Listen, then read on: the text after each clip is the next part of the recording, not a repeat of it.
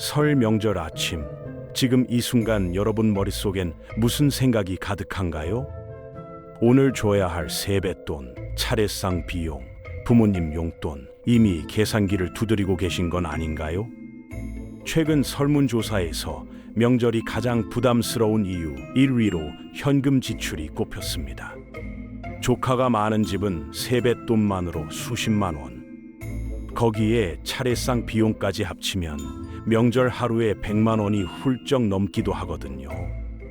진심을 전하던 날이 언제부터 이렇게 지갑을 여는 의무가 되어버린 걸까요? 오늘은 그 변화의 배경과 우리가 잃어버린 명절의 진짜 본질을 함께 짚어보겠습니다. 올해 설 차례상 얼마나 드셨나요? 한국물가정보조사에 따르면 2026년 설 차례상 비용은 전통시장 기준 23만 3천 원, 대형마트 기준 27만 1천 원으로 전년 대비 4% 이상 올랐습니다.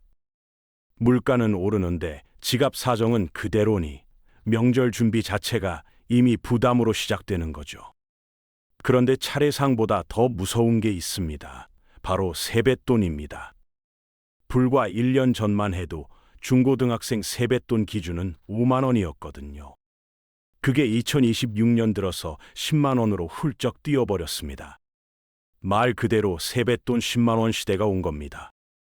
2021년엔 평균 5만 원대였는데 2024년엔 7만 원대로 오르더니 이제는 10만 원이 기준선이 됐습니다. 조카가 셋만 있어도 세뱃돈만 30만 원입니다. 다섯이면 50만 원이죠. 여기에 부모님 용돈까지 더하면 어떻게 될까요? 20대에서 40대 성인이 부모님께 드리는 명절 용돈은 평균 22만 7천 원에 달한다고 합니다. 나이가 많을수록, 가족이 많을수록 부담은 기하급수적으로 커지는 구조입니다. 서울에 사는 40대 직장인 이 과장님 얘기를 해볼까요? 조카가 넷에 양가 부모님 용돈까지 챙기다 보니 이번 설에만 현금으로만 120만 원 가까이 나갔다고 합니다.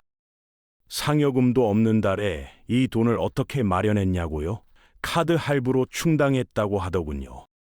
세뱃돈 주려고 빚을 낸 셈입니다. 이 과장님만의 이야기가 아닙니다. 주변을 돌아보면 명절이 다가올수록 잔고를 확인하며 한숨 쉬는 분들이 한둘이 아니거든요. 명절이 가족을 만나는 설렘보다 지출 걱정이 먼저 찾아오는 날이 되어버린 겁니다. 금융권에서 일하는 지인에게 들은 이야기입니다. 설 연휴 2주 전부터 소비자 대출 문의가 눈에 띄게 늘어난다고 하더군요. 목적을 물어보면 열의 셋은 명절 비용 마련이라고 답한다고 합니다. 즐거워야 할 명절을 보내기 위해 빚을 내야 하는 상황, 이게 과연 정상일까요? 어릴 때 기억을 떠올려 보세요. 명절 전날 밤 어머니가 계산기를 두드리며 걱정하시던 모습이 기억나시나요? 아마 대부분은 그런 장면을 기억하지 못할 겁니다. 그때의 명절엔 지금처럼 얼마를 써야 한다는 기준 같은 게 없었거든요. 사과 한 박스, 참기름 한 병이면 충분했고 세뱃돈 1,000원짜리 몇 장에도 아이들은 뛸 듯이 기뻐했습니다. 돈의 액수가 아니라 오랜만에 만나는 그 자체가 명절이었던 거죠. 그런데 언제부턴가 명절은 금액으로 마음을 측정하는 날이 되어버렸습니다. 세뱃돈이 적으면 눈치가 보이고 선물이 소박하면 성의 없어 보이는 분위기. 이 보이지 않는 기준선이 사람들을 옥죄기 시작한 겁니다. 경제적으로 여유로운 사람은 괜찮습니다. 문제는 여유가 없어도 맞춰야 한다는 압박감이죠. 형편이 안 되는데도 빚을 내서라도 체면을 지키려는 사람들. 그 씁쓸한 현실이 지금 명절에 민낯입니다. 1985년 겨울, 한 초등학생이 새벽부터 잠을 설칩니다. 부침개 기름 냄새가 방문 틈새로 스며들고 부엌에서는 떡국 끓이는 소리가 들려오죠. 아이는 이불 속에서 눈을 반짝이며 딱 하나만 기다립니다. 할아버지 방에 들어가 큰절을 올리는 그 순간을요. 할아버지는 주름진 손으로 손주의 머리를 천천히 쓰다듬으며 말씀하셨습니다. 올해도 건강하고 씩씩하게 자라거라. 그리고 주머니에서 꺼내신 건 1,000원짜리 두세 장이었습니다. 지금 기준으로는 세뱃돈도 아닌 금액이죠.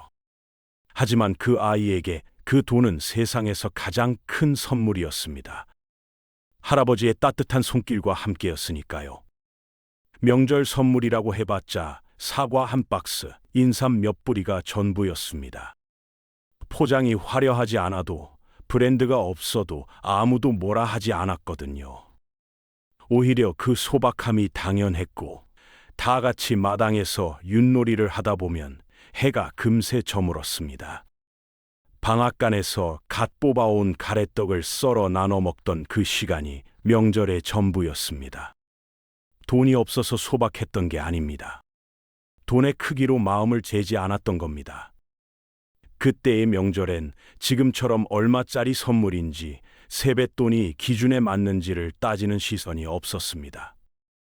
그저 오랜만에 한자리에 모인 것만으로 충분했고 그게 명절의 본질이었죠. 우리가 잃어버린 건 풍요가 아니라 바로 그 넉넉한 마음이었습니다. 1990년대 한국 사회는 빠르게 바뀌고 있었습니다. 농촌을 떠나 도시로 몰려든 사람들이 핵가족을 이루며 자리를 잡았고 명절이면 그 반대 방향으로 고향을 향해 일제히 움직이기 시작했습니다. 귀성전쟁이라는 말이 생겨난 게 바로 이 시기입니다. 1996년 추석, 서울에서 경상도 고향 마을까지 가는데 8시간이 넘게 걸렸다는 한 가족의 이야기가 있습니다. 새벽 4시에 출발했는데 도착하니 낮 12가 넘었다고 하더군요. 온 가족이 차 안에서 쪽잠을 자며 버텼고 뒷좌석에서 아이들은 멀미로 울었습니다. 그렇게 고생해서 도착한 고향집, 하지만 쉴 틈은 없었습니다. 어머니는 차에서 내리자마자 곧바로 부엌으로 향했습니다. 시어머니와 친척 어른들이 기다리고 있었거든요. 전을 부치고 나무를 묻히고 설거지를 하는 동안 아버지와 남자 어른들은 거실에서 TV를 보며 담소를 나눴습니다. 다음 명절엔 우리 집에서 지내자는 어머니의 하소연은 그 시절 많은 가정에서 반복된 풍경이었습니다. 산업화는 경제적 풍요를 가져다 줬지만 명절의 풍경도 함께 바꿔놓았습니다. 대가족이 함께 살며 자연스럽게 나누던 노동은 이제 짧은 연휴에 몰아서 해치워야 하는 과부하가 됐습니다. 모두가 모이는 자리가 누군가에게는 가장 힘든 노동의 현장이 된 것, 그 균열은 바로 이 시기부터 시작됐습니다. 올해 설 선물 시장 숫자만 보면 화랑입니다. 주요 백화점들의 명절 선물 매출이 전년 대비 45%에서 많게는 70% 이상 급증했다고 하니까요. 화려한 숫자입니다. 그런데 그 숫자 뒤에 숨어 있는 이야기를 들여다보면 마냥 반갑지만은 않습니다. 소비자 10명 중 6명은 여전히 5만 원 미만의 실속형 선물을 찾고 있거든요. 한쪽에서는 수십만 원짜리 프리미엄 선물 세트가 불티나게 팔리고 다른 한쪽에서는 3만 원짜리 참기름 세트를 들고 고민하는 사람들이 있는 겁니다. 이걸 요즘은 MB 휴머라고 부릅니다. 평소엔 아끼다가도 가치 있다고 판단하는 곳엔 과감하게 지출하는 소비 패턴이죠. 그런데 솔직히 물어보겠습니다. 명절 선물에 수십만 원을 쓰는 사람들, 과연 모두가 진심으로 가치 있다고 느껴서 지출하는 걸까요? 적잖은 경우는 체면 때문입니다. 작년에 받은 선물보다 더 좋은 걸 줘야 한다는 압박, 친척들 앞에서 초라해 보이기 싫다는 두려움. 그 감정이 지갑을 열게 만드는 거거든요. 명절 선물이 정을 나누는 수단이 아니라 서로의 경제력을 확인하는 잣대가 되어버린 겁니다. 여유 있는 사람은 넉넉하게 쓰고 그렇지 못한 사람은 무리해서라도 맞추려 합니다. 명절이 하나로 모이는 자리가 아니라 오히려 격차를 확인하고 상처받는 자리가 된 씁쓸한 현실입니다. 명절 전날 대기업 직원들의 단체 채팅방은 분위기가 달아오릅니다. 성과급 금액이 공개되고 누군가는 몇 달치 월급을 한 번에 받았다며 들뜬 이야기를 나누죠. 수출 호조로 실적이 좋았던 일부 대기업들, 올해도 어김없이 성과급 잔치가 벌어졌습니다. 그런데 같은 날 경기도 외곽의 한 중소기업 사장님은 전화기를 붙들고 있습니다. 납품 대금을 조금 일찍 받을 수 있는지 거래처에 조심스럽게 물어보는 중입니다. 직원들한테 설 상여금을 줘야 하는데 통장 잔고가 빠듯하거든요. 실제로 중소기업 중 설 상여금을 지급할 수 있는 곳은 절반도 안 됩니다. 46.8%에 불과하거든요. 그나마 지급하는 곳도 평균 59만 원 수준입니다. 원부자재 가격은 오르고 인건비는 뛰고 매출은 제자리 걸음인 상황에서 명절은 또 하나의 고비가 됩니다. 대기업과 중소기업 직원의 명절 풍경은 이렇게 다릅니다. 한쪽은 성과급으로 가족 여행을 계획하고 다른 한쪽은 상여금이 나올지 눈치를 살피는 거죠. 명절이 사회 전반의 불균형을 가장 선명하게 드러내는 시기라는 말, 빈말이 아닙니다. 따뜻해야 할 명절이 누군가에게는 현실의 냉혹함을 가장 뚜렷하게 느끼는 날이 되어버렸습니다. 명절 연휴가 시작되면 모두가 같은 이유로 설레는 게 아닙니다. 누군가는 가족이 반갑고 누군가는 그 가족이 두렵습니다. 취업 준비 중인 27살 준혁 씨 이야기를 해볼까요? 올해도 어김없이 친척 어른들이 물어봤습니다. 요즘 뭐 해? 취직은 됐어? 준혁 씨만 그런 게 아닙니다. 설문조사 결과 20대 취업 준비생의 67.6%가 명절 스트레스의 가장 큰 원인으로 취업 관련 질문을 꼽았습니다. 안부를 묻는 말 한마디가 당사자에게는 상처가 되는 거죠. 30대는 또 다릅니다. 결혼은 언제 해? 애는 언제 낳아? 이 질문들이 명절마다 반복됩니다. 관심에서 나온 말인 건 압니다. 하지만 받는 사람 입장에서는 가장 예민한 개인 영역을 건드리는 압박으로 느껴집니다. 명절이 즐거운 재회가 아니라 심리적 방어막을 단단히 쳐야 하는 날이 되어버린 겁니다. 40대 이상은 질문받는 입장이 아니라 돈을 써야 하는 입장입니다. 부모님 용돈에 조카들 세뱃돈까지 명절 한 번에 가계 예산이 흔들립니다. 세대마다 스트레스의 이유는 다르지만 결론은 하나입니다. 명절이 모두에게 버텨야 하는 날이 되어버렸다는 것, 그게 지금 우리 명절의 현주소입니다. 명절 연휴가 끝나고 나면 병원을 찾는 주부들이 눈에 띄게 늘어납니다. 두통, 어깨 통증, 손목 저림. 그런데 진료실에서 의사가 묻습니다. 명절 전후로 우울하거나 무기력하진 않으셨나요? 단순한 피로가 아닌 겁니다. 주부의 70에서 80%가 명절 스트레스를 호소한다는 조사 결과가 있습니다. 그 중심에는 여전히 해결되지 않은 문제가 있습니다. 바로 가사노동의 불균형이죠. 명절 내내 전을 부치고 설거지를 하고 뒷정리를 하는 동안 남편과 남자 어른들은 거실에서 쉬고 있습니다.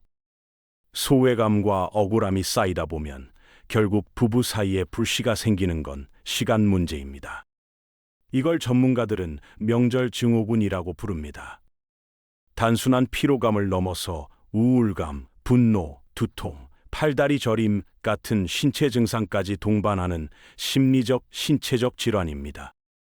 명절 포비아를 느끼는 사람들의 경우 이 증상이 평균 5일 이상 지속된다는 연구 결과도 있거든요. 연휴가 끝나도 명절이 끝나지 않는 사람들이 있는 겁니다. 최근 일부 지역에서는 시아버지가 직접 설거지를 전담하겠다는 캠페인이 등장하기도 했습니다. 작은 변화지만 그 자체가 의미 있는 시작이라고 생각합니다. 하지만 아직 갈 길이 멉니다. 누군가의 희생 위에 쌓아 올린 명절의 즐거움, 그게 진짜 명절이라고 말할 수 있을까요? 함께 모이는 자리라면 함께 나누는 것도 당연해져야 합니다. 명절 갈등을 두고 어른들은 말합니다. 요즘 젊은 것들은 버릇이 없어. 젊은 세대는 말합니다. 왜 꼭 이렇게 해야 하는 거예요? 같은 자리에 앉아 있지만 두 세대는 완전히 다른 세계를 살고 있는 겁니다. 7, 80년대에 태어난 세대는 희생과 헌신을 미덕으로 배웠습니다. 집안 어른이 하라면 하는 것, 불편해도 참는 것, 그게 가족을 사랑하는 방식이었거든요. 차례를 지내고 어른께 절을 올리고 상다리가 휘도록 음식을 차리는 것. 그건 단순한 관습이 아니라 삶의 방식이었습니다. 반면 90년대 이후에 태어난 세대는 다른 환경에서 자랐습니다. 인터넷과 함께 자라며 개인의 권리와 선택을 당연하게 여기는 세대입니다. 왜 꼭 차례를 지내야 해요? 라는 질문이 이 세대에겐 반항이 아닙니다. 진심 어린 의문인 거죠. 문제는 이 두 세대가 명절마다 한자리에 모인다는 겁니다. 어른들의 요즘 어떻게 지내니?는 관심에서 나온 말이지만 젊은 세대에겐 개인 영역을 침범하는 신호로 들립니다. 대화가 단절되는 건 서로가 나빠서가 아닙니다. 서로가 너무 다른 시대를 살아왔기 때문입니다. 명절 갈등은 개인의 성격 문제가 아닙니다. 급격한 사회 변화 속에서 서로 다른 가치관을 가진 세대들이 충돌하는 구조적인 진통입니다. 누가 옳고 그른 게 아니라 서로의 세계가 다르다는 걸 인정하는 것. 그게 이 갈등을 풀어가는 첫 번째 실마리입니다. 그렇다면 명절은 앞으로 어떻게 바뀌어야 할까요? 이미 변화는 시작되고 있습니다. 조용하지만 분명하게. 올해 설에 전을 직접 부치지 않은 가정이 생각보다 많습니다. 마트에서 완성된 명절 음식을 사다 차례상에 올린 거죠. 처음엔 어른들의 눈치가 보였다고 합니다. 그런데 막상 해보니 아무도 크게 뭐라 하지 않았다고 하더군요. 오히려 어머니가 나도 좀 쉬었다며 웃으셨다고 합니다. 가사노동을 미리 나누는 가정도 늘고 있습니다. 누가 전을 부치고 누가 설거지를 하고 누가 청소를 맡을지 명절 전에 미리 정해두는 거죠. 당연한 것처럼 보이지만 이게 실제로 실천되는 가정은 아직 많지 않습니다. 작은 약속 하나가 명절 분위기를 완전히 바꿔놓기도 하거든요. 세뱃돈 문화도 달라지고 있습니다. 현금 대신 주식 계좌에 소액을 이체해주거나 금 한돈을 선물하는 부모들이 생겨났습니다. 아이에게 돈의 가치를 가르치는 경제교육의 기회로 삼는 거죠. 10만 원짜리 지폐보다 훨씬 오래 기억에 남는 선물이 될 수 있습니다. 명절이 반드시 해야 하는 의무가 아니라 가족을 만나고 싶어서 하는 선택이 될 때 비로소 모두가 편안해질 수 있습니다. 형식을 지키는 것보다 마음을 나누는 것이 본질이라는 인식의 전환, 그게 먼저입니다. 정부의 성수품 가격 지원이나 기업의 명절 복지 확대도 필요하지만 결국 가장 중요한 변화는 우리 각자의 태도에서 시작됩니다. 이번 연휴 모두가 행복하지는 않았을 겁니다.